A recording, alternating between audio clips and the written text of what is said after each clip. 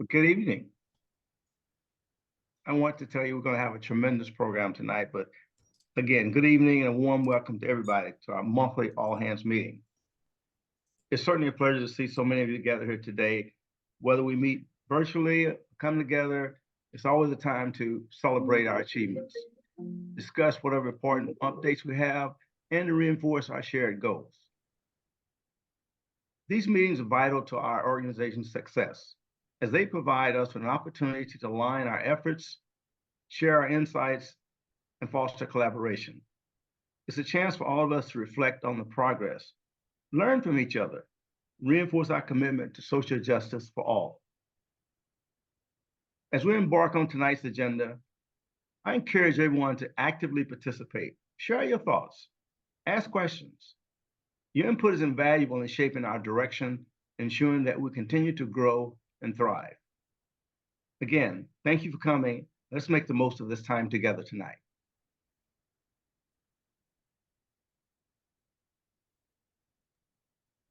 Yeah, thank you so much. And I am Nancy Goodman. I'm Executive Director of FxSMC, and I'm thrilled to be able to introduce our featured speaker, who is coming to us as a nationally recognized reporter from New York. Eric Umansky is an editor-at-large at ProPublica, which he has overseen two Pulitzer Prize winning projects there. He started with ProPublica. Most recently, or he helped start them. Most recently, he edited a series on the New York Police Department abuse of nuisance abatement laws, which won the Pulitzer Gold Medal for Public Services. He also oversaw much of ProPublica's Trump administration coverage, including the Trump Incorporated podcast with WNYC, which won a DuPont Award. More recently, Eric has reported with his colleagues on police accountability in New York City and won the John Jay College Harry Frank Guggenheim Award for Excellence in Criminal Justice Reporting, as well as the Al Nakula Award for Police Reporting. He has also been credited with helping spur reforms in the New York Police Department. Prior to ProPublica, which he helped start in 2008, he wrote a column for Slate. He's also written for the New York Times, the Washington Post, and other publications, as well as a co-founder of Document Cloud, which is a platform used by newsrooms around the world to manage primary source documents. So we welcome him talking about his investigations of the failed promise of police body cams. Welcome, Eric. Thanks so much. And I just want to say from the beginning how heartening it is to see so many folks here engaged in this critical issue of policing the police and making sure that police are accountable when they do things that they shouldn't do. So I think it's really great. I really appreciate you guys reaching out to me. And I'll talk for a few minutes about my own reporting and what I found. And I'm very happy and eager to take questions and have a discussion about any and all of it.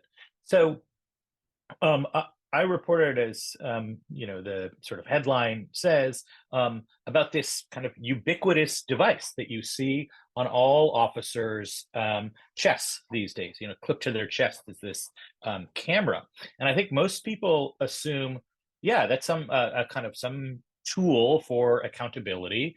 And when officers do something wrong and it's recorded, something happens as a result. And that makes kind of perfect sense as a matter of logic, but it's not really how it works in reality. And I first thought about doing this story a little bit more than a year ago, after the killing, I'm sure you all remember, of Tyree Nichols in Memphis.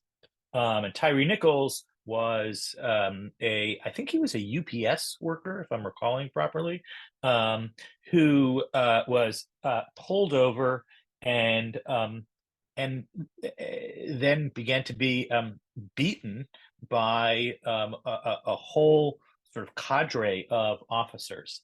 And I was reading a New York Times story about it, shortly after. And one of the things that it said was that it was an analysis of footage that actually had come out. But one of the things it said was the officers continued to beat Tyree Nichols, even as as it was clear to them that their cameras were recording. So the cameras have often a little red like diode that comes on, and so it was very clear to them that they were being recorded as they continued beating him to death. And it sort of stopped me, and I thought, well, how is it that officers would continue beating somebody? Obviously, they probably didn't mean to kill him, but to continue viciously, severely beating somebody, even as they knew it was being recorded. Like, how could that be? And not just as a matter of morals, but as a matter of logic. And I started calling around and looking around in Memphis, and the answer was footage is never released in Memphis. It was released in this case because he died, and there was national and even international scrutiny, but it's never released. And they what typically happens is footage isn't released, and they don't do anything about the footage that they have. Officers don't get in trouble for misconduct. And I had, as Nancy was saying in the sort of summary about me, reported on the NYPD, and I had seen some of the same patterns with the NYPD, where they had footage, but they wouldn't release it, and they wouldn't do anything about the footage that they have. Wouldn't release and wouldn't punish, to just say it in summary. And I thought, gee, how wide of a problem is this? Is this a thing that is happening around the country? And so that is what started me on the reporting project. And with my colleague, Umar Farouk, we actually did a survey of all police killings in 1 month in 2022, and said, well, more than a year later, how many of these times has that footage been released? And the answer was the majority of the time it has not been released. And I started seeing case after case around the country where there was footage, the police had the footage, and they didn't do anything about it. The case that really kind of stuck out to me was Derek Chauvin, the officer who killed George Floyd. So it turns out Derek Chauvin had knelt on the necks of others before George Floyd. I mean, had pressed his knee into the necks of others before George Floyd. It had been recorded, including, by the way, a 14-year-old boy. And it was all completely recorded, and it was reviewed by supervisors and cleared. And then the police in Minneapolis refused again to release the footage, part of this sort of pattern.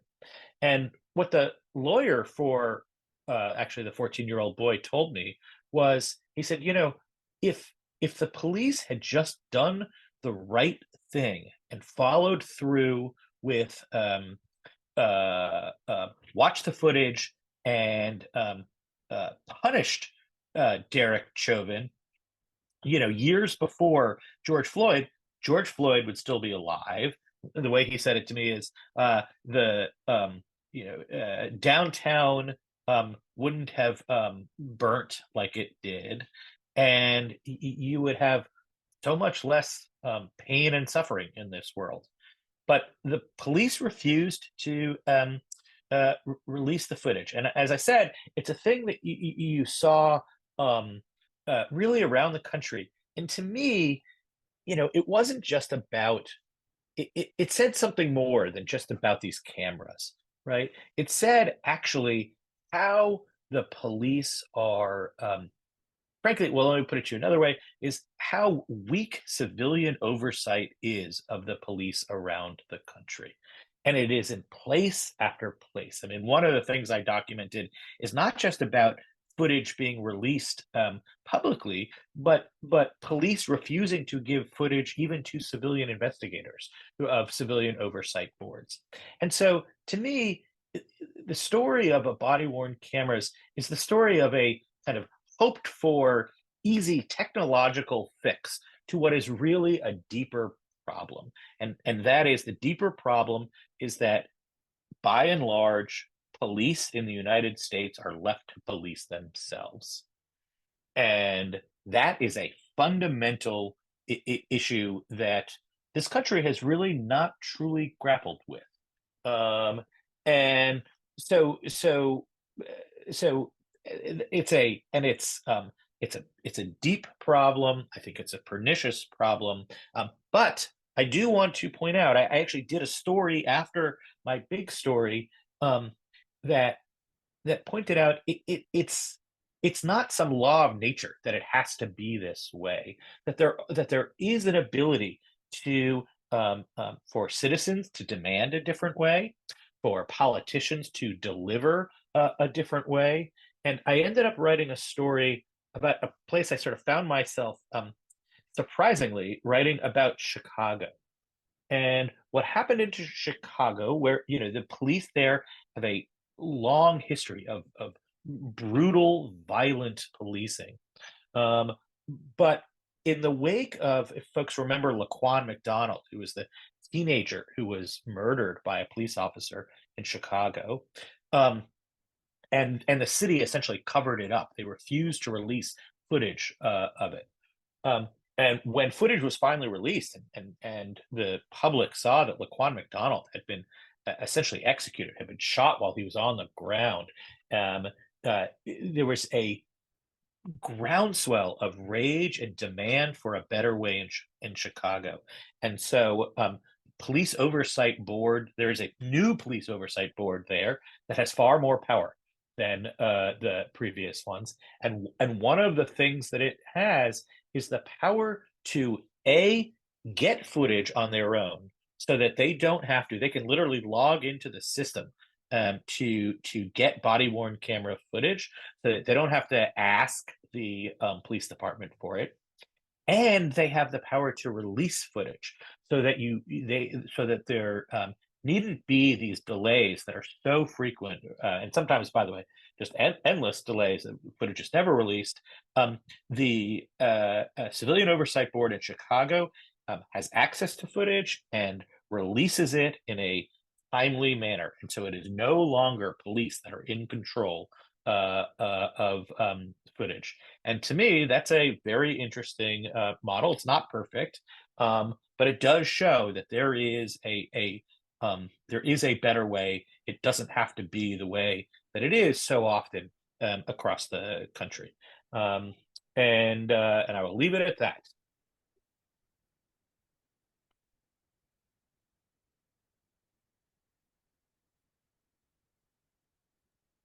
Okay, thank you, Eric. We have some wonderful questions here in the chat. Yes. Yeah, go ahead. You tell me which ones. I'll take a look at them. Okay, absolutely. Whoever you think best. Sure. So the first question is that, body cam footage is sometimes released only after months and months or years, and the public outrage has subsided. But when it shows the police, when it may exonerate a police officer, the footage comes out right away.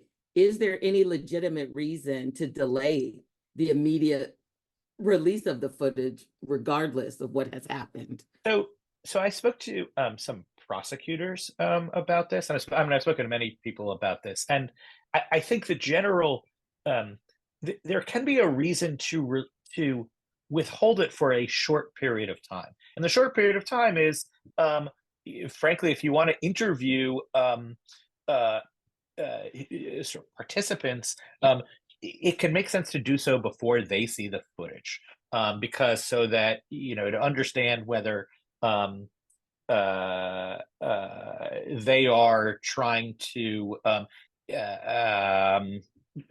shape their story based on the footage that they see. But you know what? You can interview people pretty quickly. And so I don't actually think that there is a legitimate reason to withhold footage for a lengthy period of time.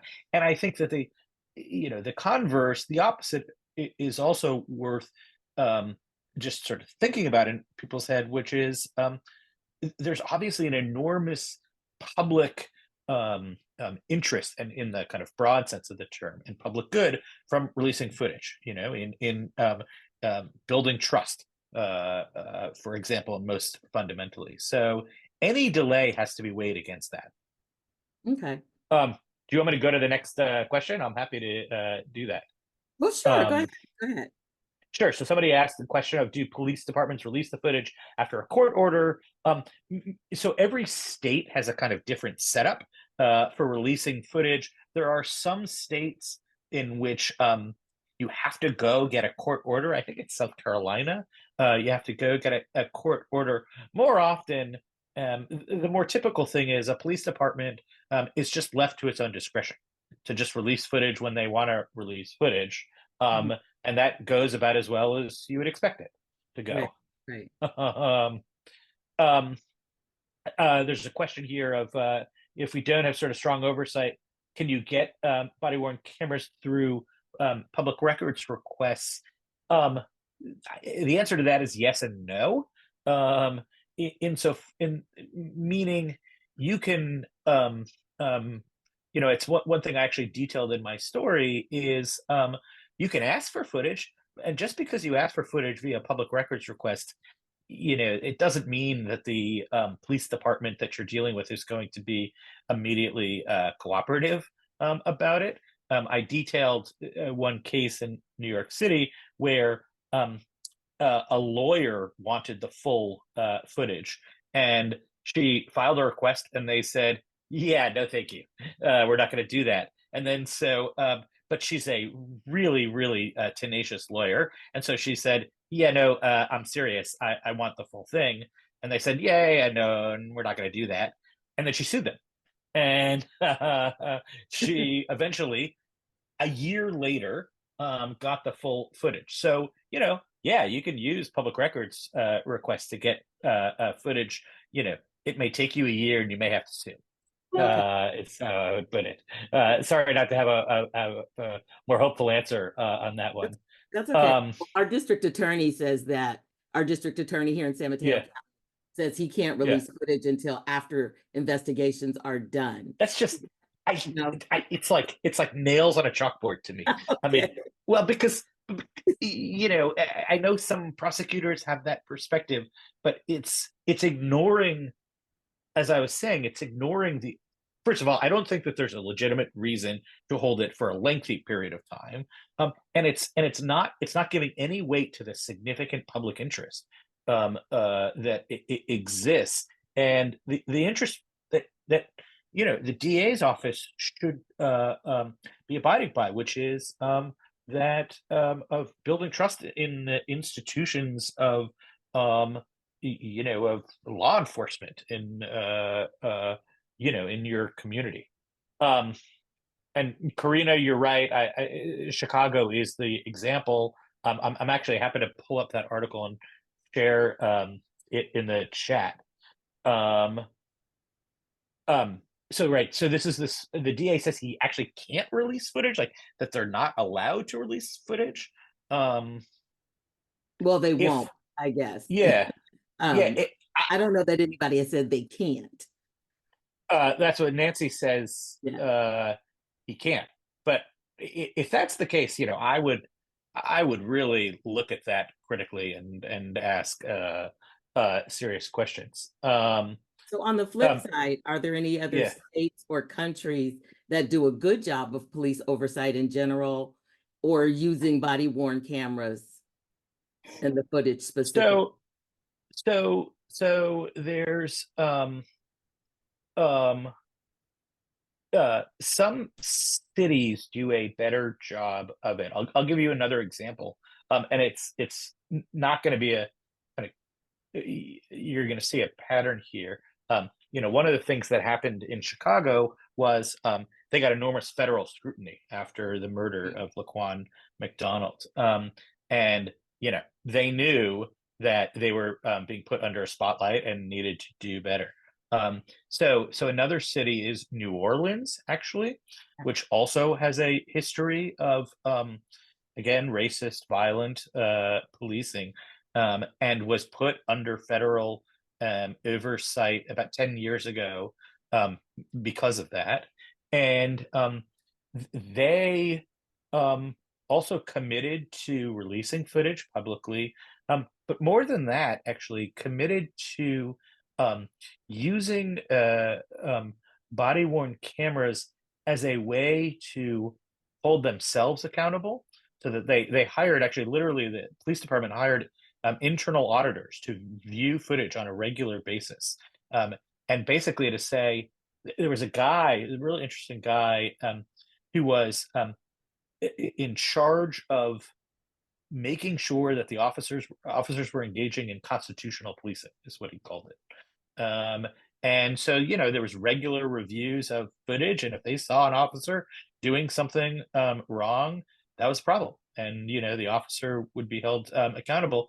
And there were federal monitors who were watching New Orleans, and who said, yeah, actually things have gotten better. So there are different models to approach it, but ultimately it's just like, well, they had just like in Chicago, significant external scrutiny. They had the federal government holding their feet to the fire, and that makes a difference. It sounds like, yeah, that's what it takes, is the outside scrutiny. Do Yeah. you know, or have you seen of any ways where oversight boards have been able to push back? Oversight boards themselves, and not necessarily like a federal monitor. Right. Yeah. So in Chicago, there was an interesting instance where actually an officer shot a 13-year-old boy, shot and killed a 13-year-old boy, and the police, started sort of spinning a narrative saying, well, he was holding a gun, and the oversight board there released the full unredacted footage, unlike the police department. And it showed a very different picture. So that was a real instance where they were that they pushed back against a police narrative. The sort of question of oversight board, an oversight board that has kind of truly, push back on a regular basis. I don't know. I feel like, I'm sorry to tell you guys this, but I should say I haven't done a full survey of oversight boards around the country, but I have looked at a fair number of them, and my general sort of feeling is like, they're all weak in their own ways. Okay. There are a few that have more significant powers, but they're just few and far between. I mean, I think it was in Aurora, Colorado, perhaps. I mean, you begin to look for like reasonably small towns because you're just looking like far and wide for places, to give you a sense. Okay. How did the Chicago Oversight Board come to be so powerful? Was it public initiative? Was it elected officials? So first of all, it's actually a sort of, it's really worth chatting with some folks there. They will tell you right from the get-go, by the way, they don't have perfect oversight. But what happened was after Laquan McDonald was murdered, and there was this huge groundswell of outrage about the cover up. I mean, just to give you a sense, the chief of police resigned. I think that the head of the then oversight board resigned. The mayor, Rahm Emanuel, said he wasn't going to run again, even though he had been expecting to. So it was this sort of thunderclap. And out of that, there were legislation was passed to, I don't quite know, honestly, the history of that. I mean, any more specifics, but legislation was passed to create this new, more empowered agency. They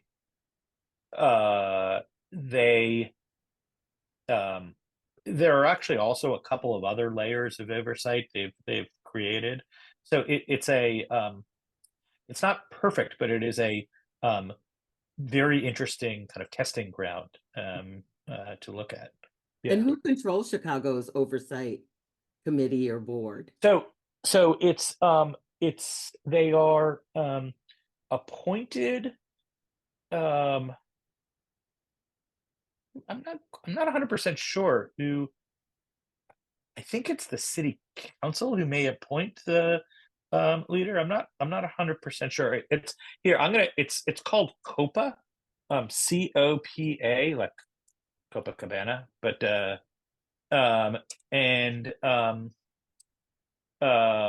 they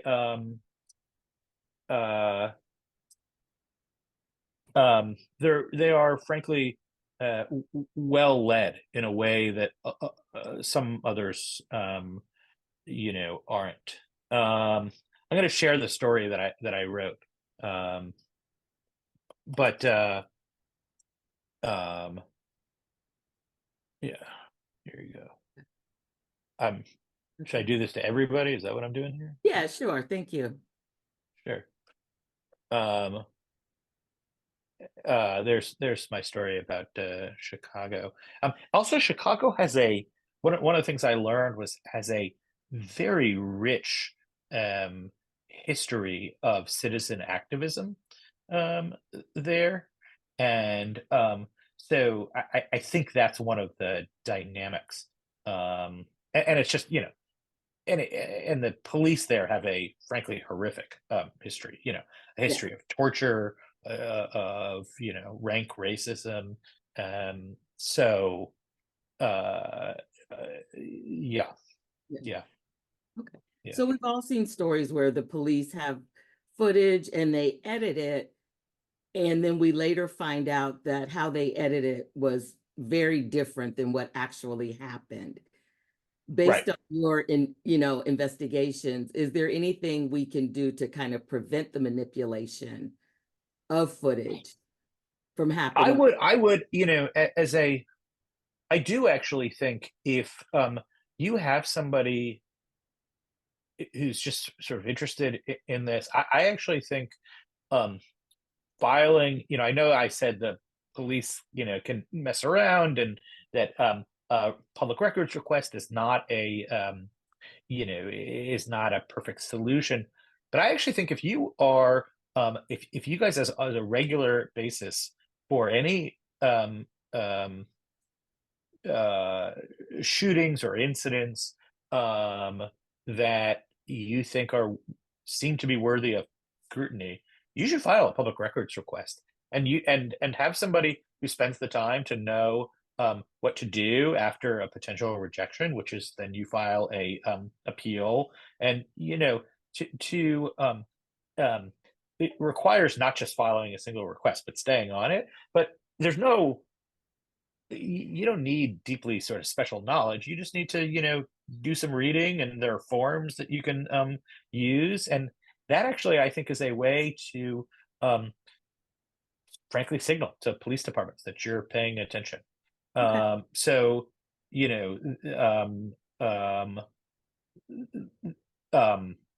as a matter of course, the full unredacted footage That's one thing I would say.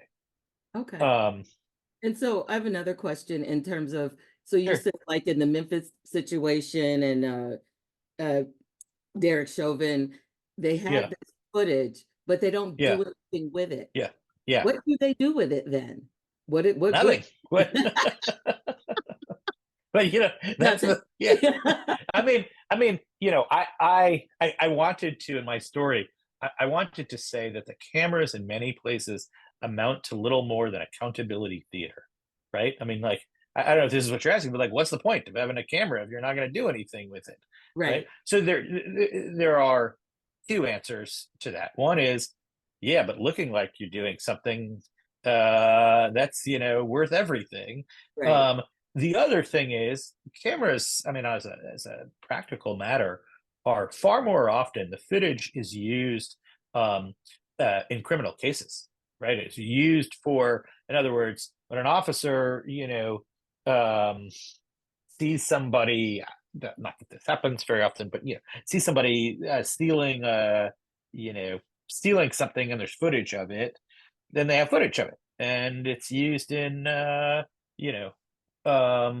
it's used in prosecutions.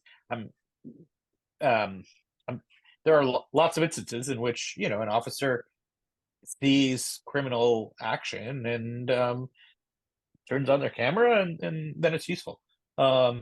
These are one thing people have pointed out to me is these are surveillance devices, and you think of them as for holding the police to account, but that's just because that's what you think about them. That's not actually what they're mostly used for. Yeah,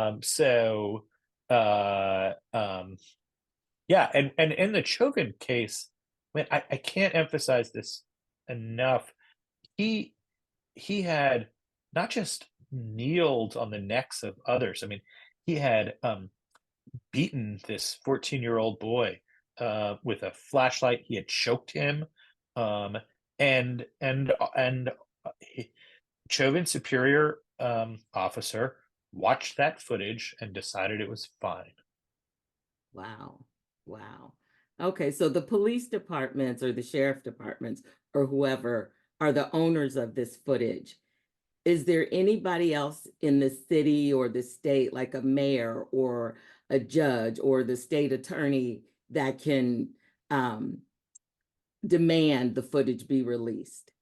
Does anybody else have any authority to do that? I mean, what happened in Chicago wasn't that the police department sort of saw the light and said, okay, we're going to release footage all the time. What happened was again, under tremendous pressure, the mayor, Rahm Emanuel, said, you work for me and we have a new rule. And the new rule is we release footage within 60 days. Actually, there's a similar rule in New York that we actually looked at. This was after the George Floyd protests. And the mayor, then Bill de Blasio, said, we're going to release footage after 30 days. And so that's great. But we then actually looked at how often have they released footage from shootings and other incidents. There were 380 such incidents in the 3 years that we looked at, and they released footage within their own sort of time frame, 30 days, twice. Okay. So, I mean, mayors can say, hey, you know what? You work for me and you got to do X. And then what mayors do is actually have to follow through and make sure that they do it. Right. Answer Jerry Yes. has a question about AI tools. I actually think that the AI tools are promising in this area.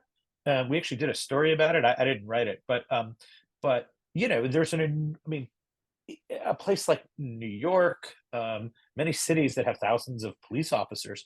It's an enormous amount of footage, and so being able to kind of, how do you scale accountability? I think AI could be helpful. what I would not do is rely on AI as a kind of sole thing. I mean, the guy who I was saying did a good job in New Orleans. He said to me, "Look, you don't have to review all the footage. You just need to sort of review a portion of it so that officers know that footage is being reviewed." That's the real thing. And let me just answer your question on kind of principles of effective civilian oversight. I'm very familiar with this organization that Jason you flagged, NACOL. The unfortunate. So what I would say is what I have seen. I'm going to boil it down to far fewer than 13, which is they need to be uh, they need to have reasonable. They need to be empowered.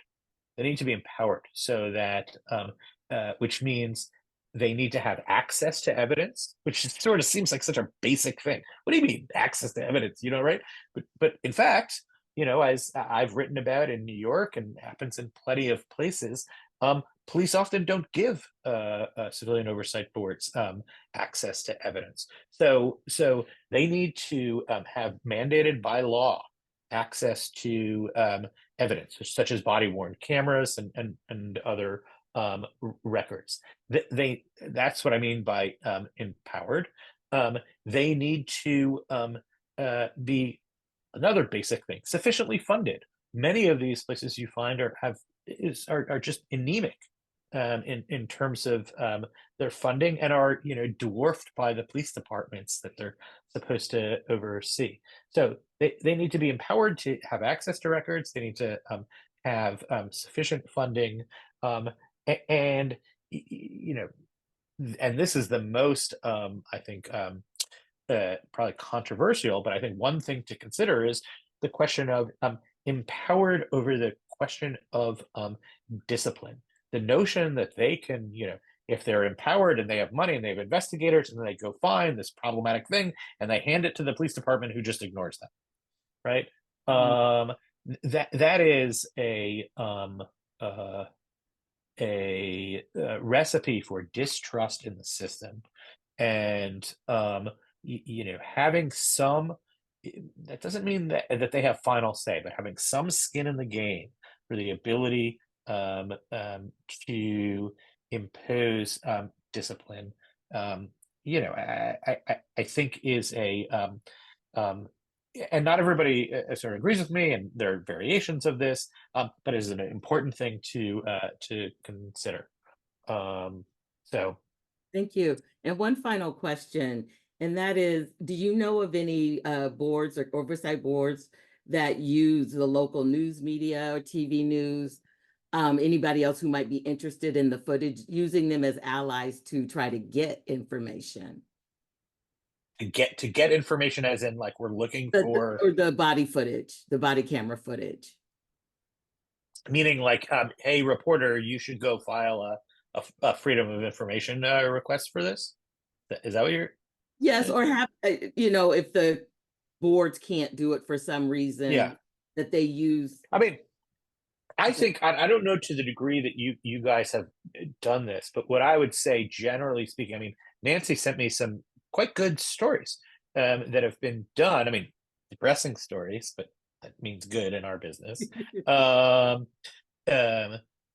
Quite good stories about the sort of problematic policing and problematic oversight in your county. And so I would, if I were you guys, I would identify the reporters who have done good work, or you think could do good work because they're doing work that's adjacent to it, and develop relationships with them. Call them and say, the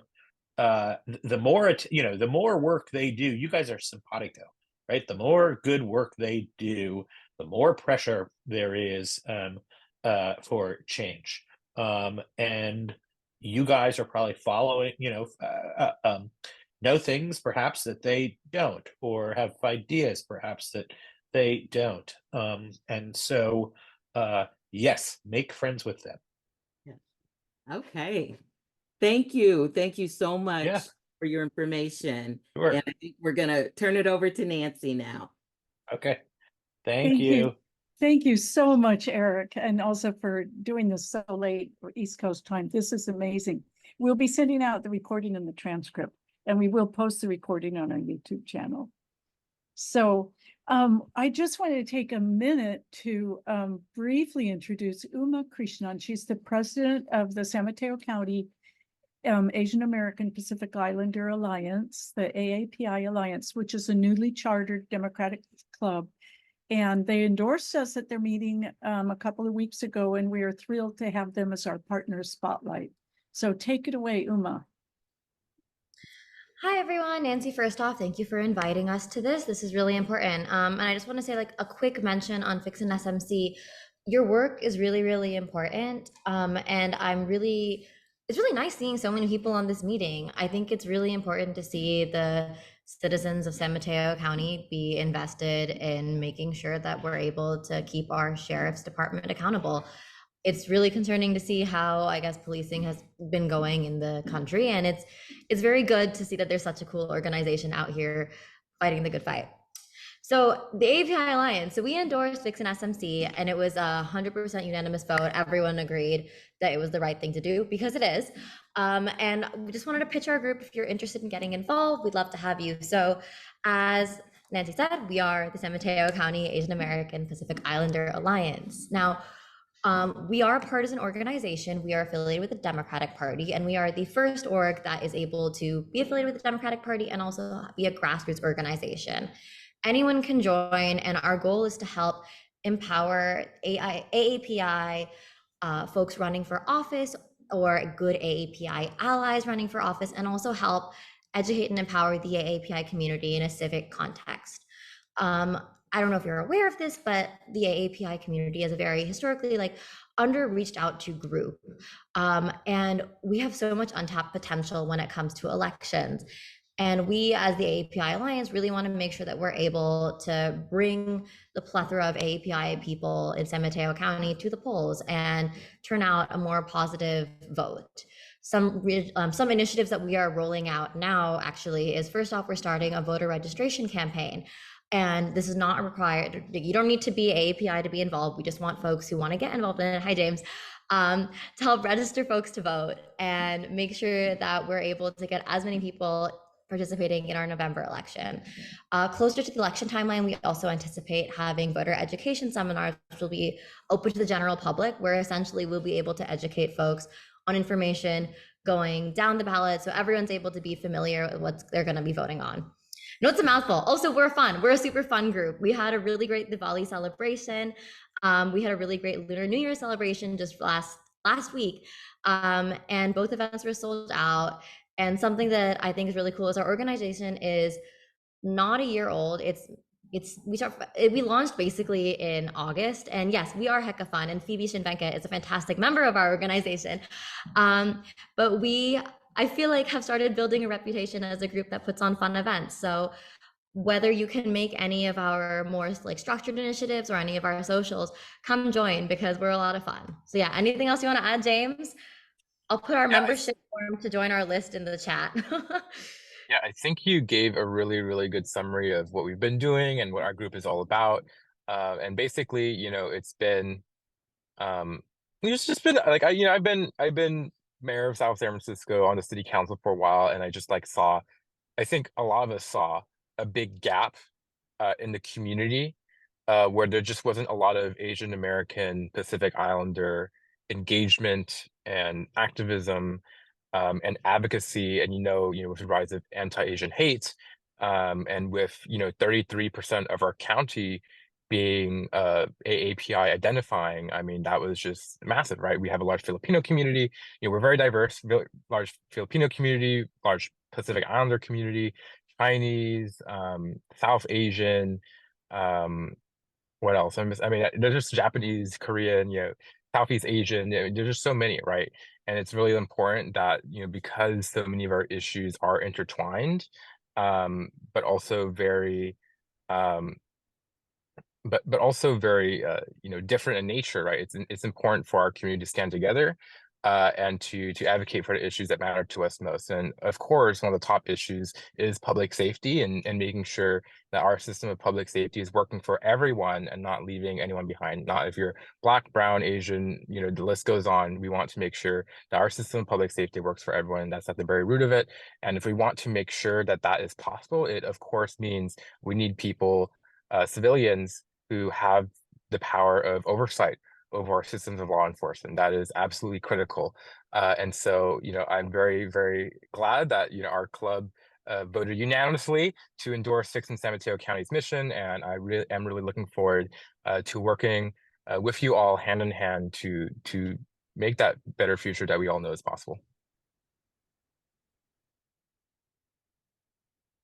I think something that I also wanted to add is the situation with Chinedu Akubi was very tragic, as we all know, but I think it happened when James and I were both significantly younger. And I think at that time, that really got me thinking very seriously and very critically about sheriff oversight and how we see how law enforcement is going to work. And I think as a more comprehensive adult from when I was then, seeing an organization like FxSMC is really good, especially for our younger generation, to see there is something that we need to critique in law enforcement, and it's important to have civilian oversight. So yeah, just wanted to add that. And also locally, you might have heard of Errol Chang, right, who is experiencing mental health crisis in Pacifica, barricaded himself in a room, I believe, for a few hours. And within many, many hours, like, it did not occur to the police that they needed to call a mental health professional, right? And it eventually tragically led to his death. That was, largely preventable. And so, it affects the Asian community as well. And something needs to be done. And thank you so much. And I do encourage people to come to the events because even though it's a political party, but the events are meant to be community building and they're just fun. And I'm very happy to be a member of the Alliance. And I'm also very happy that James is a member of the Fixin' board. So that's great. And you were able to tell your story of what you're doing in South San Francisco. So just to follow up with a couple of quick announcements. One, as Eric said, the police are left to police themselves. And a lot of us have concerns about that. If you do have concerns and think of what the next steps are, come on May 7th at 7 p.m. So that's May 7th at 7, not at 6, to hear Judge Ladoris Cordell talk about how the police serve with impunity and how they've been given those powers. We put the link in chat. It is the same Zoom link. All our meetings are the same Zoom link, but we do try to ask you to RSVP so that we can keep track and do a follow-up email. So that's our main thing. And the other is just continue to support us. We're going out there. You can donate. I'll put a little donate link in chat. You can help us by signing up and going out and talking with your own community about what's going on. And I am going to turn this over to RJ Jennings to close us out. Good evening. Good evening. Good to see everyone here. And, often Nancy asks that I come in to close this out with a gratitude practice. And I started thinking about what does it mean in terms of gratitude and what I feel and heard tonight. And I hope that the rest of you do, with Uma speaking, with James, with Eric here, that we're here to educate each other and to know that we're not alone and that we are in this together. And I so appreciate the energy that Uma brought into the room, that we are in this together and fighting the battle that we are. So I just want you to take a moment just to take a breath and allow yourself to connect both to the earth, feeling the earth and the support of the earth, of not being alone in this, and the thread that pulls us up into the sky, into the heavens, and whatever your relationship is with that, and just giving thanks that we are all connected, that we live in each other's heart, and we want the best for our community and for each other. And I want you to extend energy out to these organizations, to AAPI and to NAACP and all these organizations that are in this path of shifting the world, and just send positive energy out, giving thanks that we are taking the time to make a difference.